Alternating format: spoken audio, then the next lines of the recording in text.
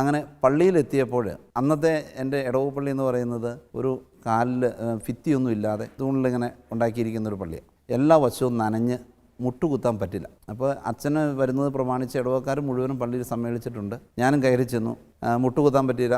ഞാൻ അവസാനം ഇച്ചിരി വെള്ളത്തിലാണെങ്കിലും മുട്ടുകുത്തി എന്നു ഞങ്ങൾ പ്രാർത്ഥനയൊക്കെ നടത്തി. അതിനുശേഷം അന്നത്തെ വികാരി അച്ഛൻ ബഹുമാനപ്പെട്ട തോമസ് ചെറുപറമ്പിലച്ഛനാണ്. അപ്പോൾ അച്ഛൻ വളരെ ടച്ചിങ് ആയിട്ടൊരു സ്വാഗതം പറഞ്ഞു. നമ്മുടെ പുതിയ വികാരി അച്ഛന് പഴമ്പള്ളിച്ചാലിൽ വന്നപ്പോൾ പള്ളിയുടെയും സക്രാരിയുടെയും ഒക്കെ താക്കോല് കൊടുത്ത് ഉത്തരവാദിത്വം ഏൽപ്പിക്കാൻ പറ്റി. ഇവിടെ താക്കോല് കൊടുക്കാനായിട്ട് പള്ളിക്ക് വാതിലില്ല, സക്രാരിയില്ല. ഇവിടെ ആകെയുള്ളത് ഒരു ചെറിയ മുറിയാണ്. ആ മുറിയുടെ താക്കോല് കൊടുത്തുകൊണ്ട് എന്നെ ഉത്തരവാദിത്വം ഏൽപ്പിക്കുകയാണെന്ന്. പക്ഷേ ആ വാക്കുകൾ എൻ്റെ കൂടെ വന്ന ആൾക്കാർക്ക് ഒത്തിരി സ്വാധീനമായി. ഒരു സഹോദരൻ എൻ്റെ കൂടെ മാരക്കുഴയിൽ നിന്ന് വന്നു. അദ്ദേഹം എന്നെ കെട്ടിപ്പിടിച്ചിട്ടൊരു കരച്ചിലാണ്. അച്ഛന് ഈ പള്ളി കിട്ടിയല്ലോ. എന്നിട്ട് അദ്ദേഹത്തിൻ്റെ കയ്യിലുണ്ടായിരുന്ന അന്നൊരു 1000 രൂപയായിരുന്നു പുള്ളിയുടെ കയ്യിൽ. ആ 1000 രൂപ എനിക്ക് എടുത്ത് തന്നിട്ട് പറഞ്ഞു, അച്ഛൻ ഇതുകൊണ്ട് എന്ത് വേണേലും ചെയ്തോളാം. പക്ഷെ ആ ഒരു പിന്തുണയും പ്രോത്സാഹനവുമൊക്കെ ഇന്നും എനിക്ക് വിസ്മരിക്കാൻ പറ്റും. അങ്ങനെ ആ ഒരു അനുഭവമായിരുന്നു ആദ്യം.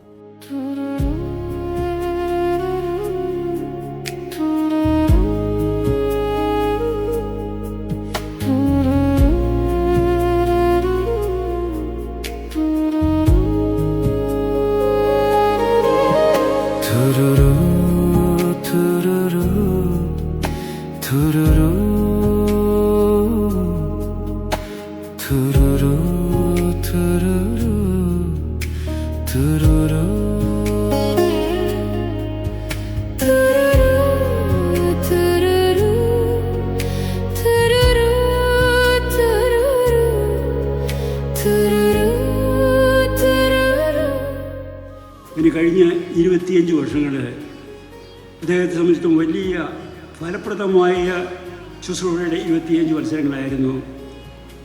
വെറും ഒരു വൈദികനായി അതിനപ്പുറം അദ്ദേഹം വലിയ സേവനം ചെയ്ത ഒരാളാണ്. അദ്ദേഹം നല്ല ഹൃദയമുള്ള ഒരു വികാരി.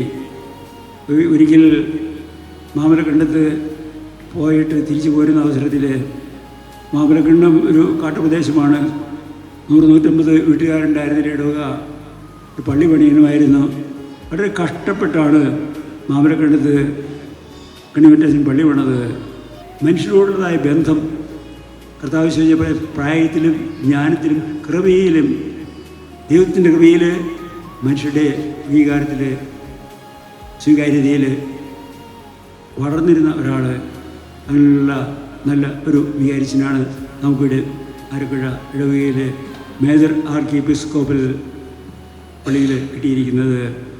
അദ്ദേഹത്തിൻ്റെ നല്ല നേതൃത്വം, ഇതിൻ്റെ പ്രാർത്ഥനാ ജീവിതം, ഇതിൻ്റെ ജനങ്ങളുടേതായ പരിഗണന, ജനങ്ങളുടേതായ സ്നേഹം, കുടുംബങ്ങളുമായിട്ട് അദ്ദേഹത്തിൻ്റെ ബന്ധം, ജനങ്ങളോട് അദ്ദേഹത്തിൻ്റെ അംഗീകാരം, അതുകൊണ്ടാണ് ജനങ്ങൾ അദ്ദേഹത്തെ അംഗീകരിക്കുന്നത്, ഇഷ്ടപ്പെടുന്നത്.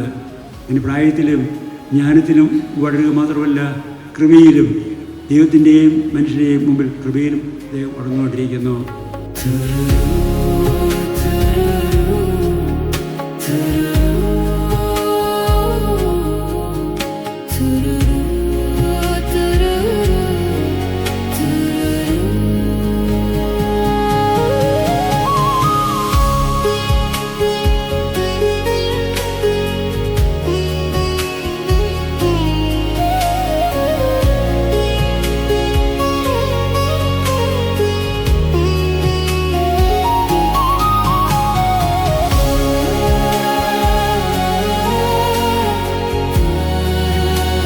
നല്ല പുരോഹിതൻ ലക്ഷണം വെച്ചാൽ നല്ല ബന്ധങ്ങളുണ്ട് എന്നുള്ളതാണ് ഏറ്റവും പ്രധാനപ്പെട്ട കാര്യം.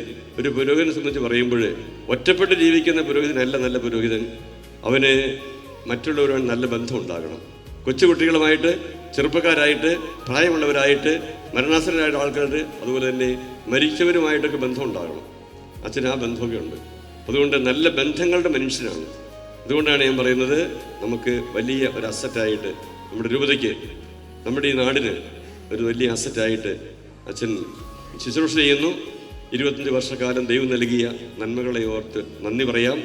ഇനിയും 25 വർഷം കഴിയുമ്പോൾ ഗോൾഡൻ ജൂബിലി ആഘോഷിക്കാം. പിന്നെ ഒരു 25 വർഷം കഴിയുമ്പോൾ പ്ലാറ്റിനം ജൂബിലി എന്ന് പറയാൻ വേണമെങ്കിൽ നമ്മളാരും കാണില്ല അന്നേരം. അപ്പോൾ അതുകൊണ്ട് അങ്ങനെ ആഘോഷിക്കുവാൻ സാധിക്കട്ടെ എന്ന് ആശംസിക്കുകയാണ്. നമുക്കേറെ സന്തോഷമുണ്ട് ഇന്ന് ഇവിടെ വന്ന് ഈ പ്രോഗ്രാം പങ്കെടുക്കുവാനായിട്ട്. എനിക്ക് വേറെ സന്തോഷമുണ്ട്. ആരക്കുഴ വെച്ച് തന്നെ ഈ ജൂബിലി ആഘോഷിക്കുവാൻ സാധിച്ചു എന്നുള്ളത് വലിയ ഭാഗ്യമാണ്. അച്ഛനൊരു ഭാഗ്യമുള്ള മനുഷ്യനാണ്.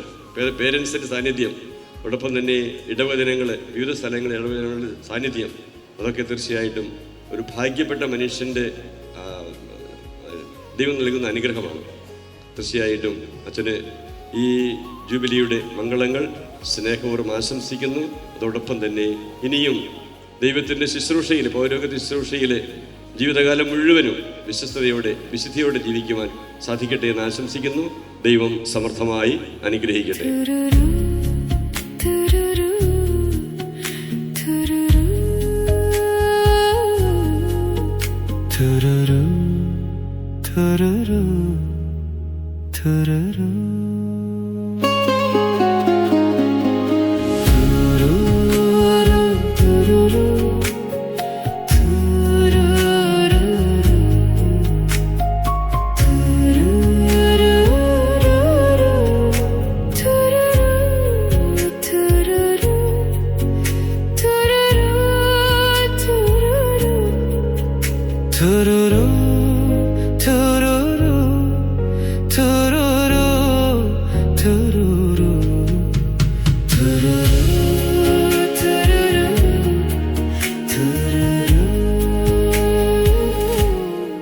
അതുപോലെ തന്നെ വൈദിക ജീവിതത്തിൻ്റെ ഒരു അഭിമാനം എന്ന് പറയുന്നത് ഈ 25 വർഷത്തിനിടയിൽ ഏതൊരു ഇടവകയിലേക്കും ഏതൊരു ഭവനത്തിലേക്കും സധൈര്യമായിട്ട് കടന്നു ചെല്ലുവാനുള്ള ഒരു സ്വാതന്ത്ര്യം, എനിക്ക് തോന്നുന്ന ഒരു ഇടയ വൈദികനെ സംബന്ധിച്ചിടത്തോളം അതിൽ പരം ഒരു സംതൃപ്തിയും അനുഗ്രഹവും കിട്ടാനില്ല.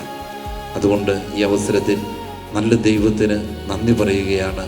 ഒപ്പം ഞാൻ കടന്നു വന്ന ഇടവകയിലുള്ള എല്ലാ ഇടവക ജനവും, അവരെല്ലാവരും എന്നെ ഒരു തരത്തിലല്ലെങ്കിൽ മറ്റൊരു തരത്തിൽ വളർത്തുകയും സഹായിക്കുകയും ചെയ്തിട്ടുണ്ട്.